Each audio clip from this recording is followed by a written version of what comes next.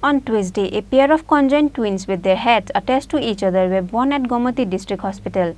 Child specialist Dr. Abhijit Datta assured that the mother, Rebati Riang, and her children were both healthy. Mathuram Riang, a resident of Bolaram village Karbug, admitted his wife Rebati Riang to Gomati District Hospital for her childbirth. 25-year-old Rebati Riang gave birth to a pair of twins on Tuesday.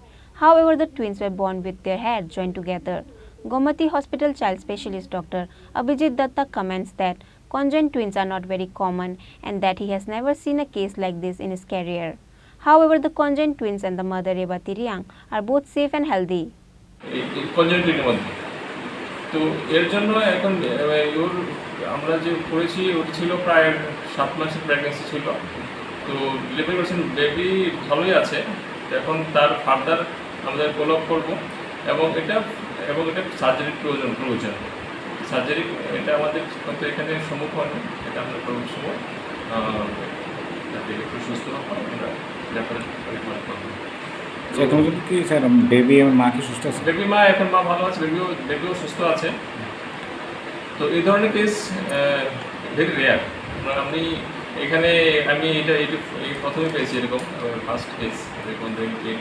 তো এগুলি rare এবং যেটা বললাম যে এটা যখন সঞ্চার হয়, যখন এমব্রিও তৈরি হয়, ওইখানে কোনো ডিফেক্টের কারণে কোনো একটা বিশেষ কারণে যদি সেটা সরতে না পারে, দুটো মানে ব্রণ যদি পুরোটা আলাদা হতে না পারে, তখন এই প্রবলেমটা তৈরি হয়।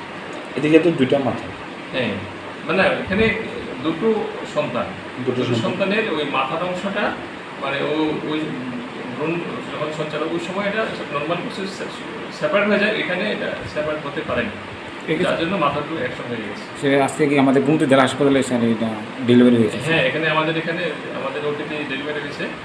তো এবং বেবি এবং মা ভালোই আছে এবং কোনো কমপ্লিকেশন হয়নি। স্যার কে করছিল?